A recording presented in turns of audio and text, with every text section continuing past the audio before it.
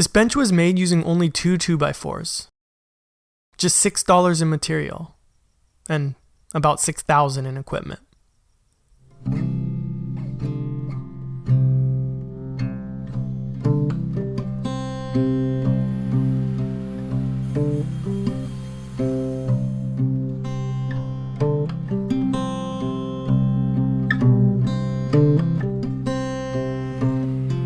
A couple months ago, Ben Ueda, Mike Montgomery, and I started a podcast. It's called The Modern Maker Podcast.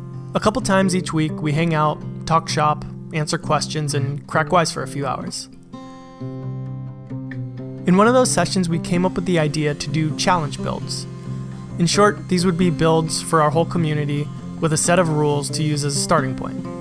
Everybody's welcome to participate, and we'll share the results and even give away some prizes. This was the first of those challenges, the 2 2x4 challenge. Basically, we limit ourselves to 2 2x4s as the main component, and that was pretty much it. It was fair game otherwise. So this is what I chose to build, a kid's bench. When I was thinking of projects, I kind of looked at the 2x4s as a fork in the road. I could either fully embrace them, or I could try to disguise them. I chose the latter. Part of me feels like that was kind of a mistake, but, well, more on that later. So far in all of the shots that you've seen, I'm just breaking the material down into rough pieces.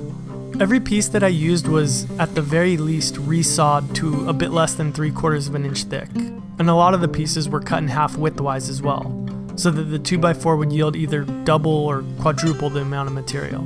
Well, lengthwise anyway. In the end, it felt like I was a Native American honoring a buffalo, because I used just about every single grain of these sticks.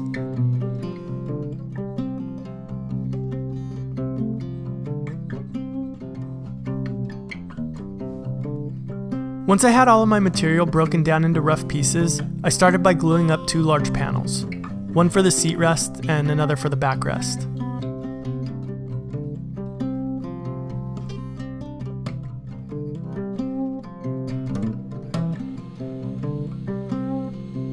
While those were setting up, I started working on the 2 square frames that act as sort of leg/armrest/structure for the bench. This was really just a matter of setting my gauge to 45 degrees and then going at it until each of the 8 pieces had a miter on either edge and measured 16 inches in length.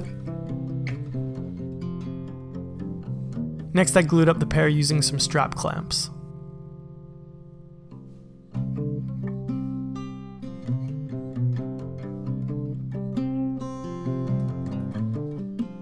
So this was actually the first time that I'd ever tried building furniture using 2x4s. Because of that, part of my objective was experimenting with if it was feasible that somebody could experiment with furniture using 2x4s. That's kind of a confusing sentence, so let me explain it a little better. Over the course of the next few shots, I'm cutting and installing splines into the frames to help reinforce the joints and make them stronger, a technique that's normally reserved for hardwood furniture. So basically, I'm testing out the idea of designing and building the type of furniture I'm used to making, only using 2x4s as a stand-in. I think this is something that a lot of beginners would probably be interested in because 2x4s are a lot easier to get and usually quite a bit cheaper.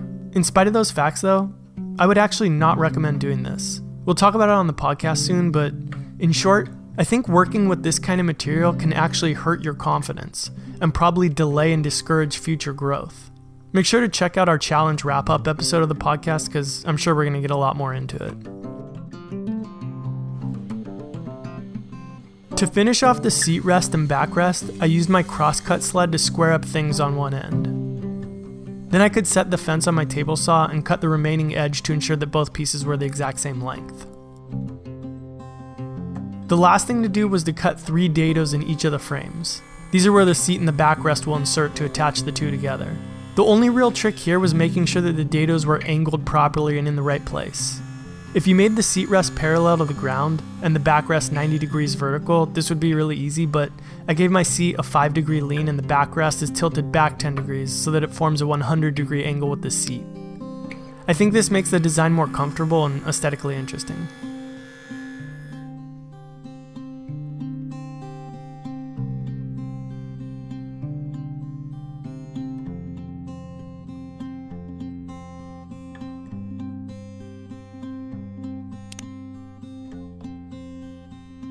So with all the pieces ready to go, I did my final assembly. When the piece is in this stage, with only the seat rest installed, the whole thing is still really wobbly and weak. So a design for a bench or a coffee table that was just like this wouldn't really be very practical. But as soon as you get the backrest in and you have 3 points of contact on each side, the whole thing immediately becomes rock solid. And that was the end of my 2x4 challenge. I'm not really in love with this build in particular, but I'm really liking the concept of the challenge in general. It's really interesting to take a bunch of people and give them the same starting point and then see the variety of outcomes that yields. I can't wait to see what Mike and Ben build so that we can talk about it on the podcast. Make sure to tune in so that you can hear more on that and how you can participate as well. We're going to have the challenge running until June 1st, 2017, so depending on when you're watching this, there's still plenty of time to make something, get some recognition, and maybe even pick up a prize. It's all linked below in the description, so check it out.